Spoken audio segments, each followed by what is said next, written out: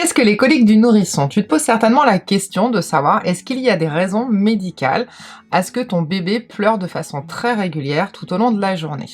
Aujourd'hui, dans cette vidéo, justement, je vais voir avec toi la définition des coliques du nourrisson, quels sont les moments à lesquels ça se produit.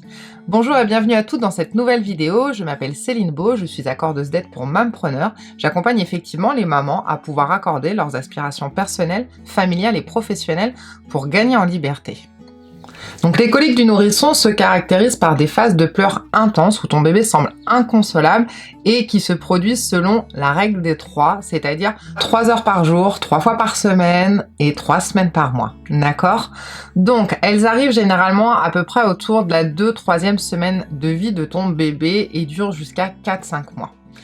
Il n'y a pas réellement de cause avérée sur ces pleurs incessants qu'il est compliqué de calmer. Mais ce qui a pu être mis en avant, c'est que c'est souvent dû à une immaturité du tube digestif de ton enfant, à des petits problèmes de digestion, de problématiques d'évacuation des gaz. Ton bébé a aussi besoin d'être rassuré. Ces pleurs aussi peuvent être dues à l'évacuation en fait des tensions, on va dire, émotionnelles de la journée de ton enfant puisqu'elle se situe aussi régulièrement le soir.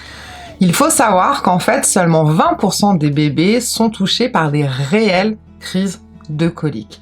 Après, tu le sais, ton bébé, son seul moyen d'expression, c'est de pleurer. Donc, il peut pleurer pour beaucoup d'autres choses. Ça peut être du reflux gastro-œsophagien, ça peut être parce qu'il a faim, ça peut être tout simplement parce qu'il a besoin d'être rassuré, d'être apaisé, d'être contenu. Et donc, ça va être à toi, au fur et à mesure de l'évolution de ton bébé, d'apprendre justement à détecter, à communiquer de façon non verbale avec ton enfant pour pouvoir réussir à apprendre à identifier les pleurs et les raisons de ces pleurs.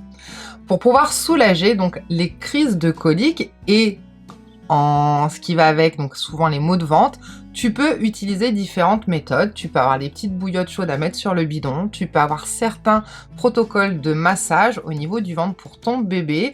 Tu as des postures de yoga qui sont très adaptées. Et d'ailleurs, tu peux aller regarder la vidéo que j'ai faite sur une des postures miracles qui non seulement va venir masser le ventre de ton enfant, mais parce qu'il va être contenu, ton bébé va être rassuré et donc apaisé.